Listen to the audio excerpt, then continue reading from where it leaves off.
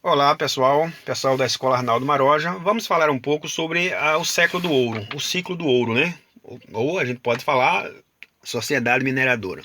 Sabemos que o Brasil foi muito rico, principalmente na região de Minas Gerais, extraindo ouro de aluvião. É aquele ouro que ficava sobre a areia em cascalho, né, que se formava às margens dos rios, certo? Existiu muita extração no ouro de aluvião, principalmente no século XVIII, tá certo? Pois bem, a população, né, de Portugal, quando percebeu que tinha ouro aqui no Brasil, veio em massa, né? O fluxo, né, de pessoas eram enormes vindo em direção aqui a Portugal, ao Brasil, que era dominado por Portugal. Professor, mas tudo bem. E por que o Brasil existiu esse momento de tanto ouro e não usufruiu tanto? Veja só, para quem retirava esse ouro eram os escravos. Esses escravos, eles não tinham direito de usufruir desse ouro. Eram fiscalizados. Cada escravo que tirava o ouro era obrigado a pagar uma grande parte à coroa portuguesa. Então, os escravos não tinham acesso a esse bem mais precioso que é o ouro. Pois bem, sem contar que a metrópole, além de cobrar vários e vários impostos, certo? Não permitia o acesso, né? Eram dadas algumas partes de terras a pessoas ligadas a Portugal. Então jamais um brasileiro sairia rico sem a determinação, né? Sem Portugal dar oportunidade. Pois bem, então se o Brasil era muito rico em ouro, por que então ficamos nessa situação? Vou explicar agora. Portugal dominava o Brasil, ok? Todo mundo já sabe isso aí, não é isso? Mas Portugal tem um acordo de comércio com a Inglaterra. A Inglaterra vendia os produtos a Portugal, os produtos industrializados. E Portugal comprava muito, porque tinha ouro, tá aqui nosso, né? Só que um detalhe, Portugal vendia, a Inglaterra vendia vinhos. O único produto que Portugal tinha era vinhos. Em contrapartida, o produto industrializado era mais caro. Então Portugal pagava com ouro maciço nosso. Aí eu explico a vocês que o nosso ouro foi parar na Inglaterra, através dessas compras que Portugal fazia com a Inglaterra, certo? É interessante a gente analisar, porque muitos perguntam, professor, mas o nosso ouro foi parar em Portugal? Sim, foi parar em Portugal. Mas depois, Portugal comprando produtos industrializados à Inglaterra, foi parar na Inglaterra, certo? Então, para perceber que cada vez que extraía ouro, tinha mais e mais. E Portugal ficou muito assustado com essa quantidade de ouro. E aí veio a necessidade de controlar essa exploração, porque todo mundo chegava e encontrava ouro e escondia, certo? Portugal disse, bem, vou criar a Intendência das Minas.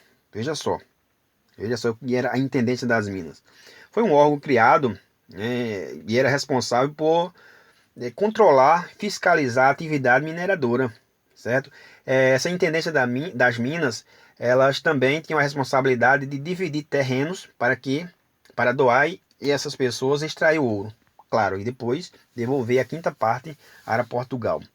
Mesmo assim, Portugal viu que tinha muito ouro sendo extraído sem passar pela coroa, ouro contrabandeado, pessoas que conseguiam e escondiam. E para Portugal isso não era interessante. Então Portugal cria essa Intendência das Minas para fiscalizar, para cobrar mais impostos, para cobrar dos mineradores 20% da parte que eles encontrassem, certo? E aí Portugal mergulhou num grande auge ourífico da região aqui brasileira, certo? Só que estava acontecendo vários e vários esconderijos de ouro. E Portugal disse, bem, então vou criar a casa de fundição, as casas de fundições, na verdade.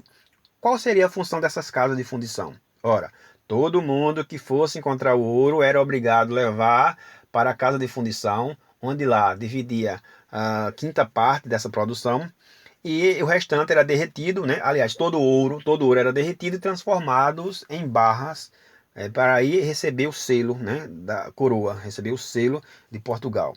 Todo ouro que não tivesse aquele selo, desculpa, era considerado não valia, era considerado um ouro contrabandeado. Essa alternativa de Portugal foi para controlar a exploração, né? Todo ouro que fosse extraído, levava para as casas de fundição. Então, assim, só para a gente sintetizar, é um assunto bem interessante. Dentre essa exploração, muitas revoltas aconteceram, né? A revolta de Vila Rica, tivemos também, dentro dessa cobrança de impostos, nós tivemos também a Guerra dos Emboabas, os emboados, como queiram chamar, e tivemos revoltas, certo? Da pobreza, porque a pobreza, de certa forma, não participava desse momento. A cada dia que se passava, Portugal aumentava a carga de impostos sobre esses colonos que exploravam o ouro, certo? Portugal instituiu arroba, que arroba seria essa? É uma unidade de medida de peso que equivalia a 15 quilos de ouro, certo? Isso era uma forma de medidas. Portugal também criou a derrama. Ora, o que é isso? A derrama foi uma espécie de cobrança de ouro. Cobrança, mais cobranças tivemos. Digamos, se você tinha uma terra que conseguia 100 quilos de ouro, mas naquele momento a produção de ouro diminuiu. Então de 100 você pagava 90, que você não conseguiu os 100, você ficava devendo os 10. Da outra tiragem você ficava devendo 30, porque não estava conseguindo mais ouro. Então 30, você ficava devendo 30 com mais 10, daria 40. Então a derrama foi a cobrança desse ouro atrasado, tá certo? E o mais, acrescentar que o Brasil sempre foi rico, né, em suas estruturas naturais principalmente. O que faltou foi organização desde a época colonial. Só para sintetizar, o Brasil no século XVIII teve uma grande produção de ouro, né, grande produção de ouro, e não mais rico ficou por conta da mal administração da coroa portuguesa, certo? E sobretudo comprando os produtos ingleses industrializados e vendendo apenas aquilo que ele tinha de melhor, que era o vinho do Porto. Então aí está a explicação dessa grande produção não ter sido investida aqui no Brasil, certo? Gente, muito rápido, são muitas informações, mas eu espero que vocês estudem bastante.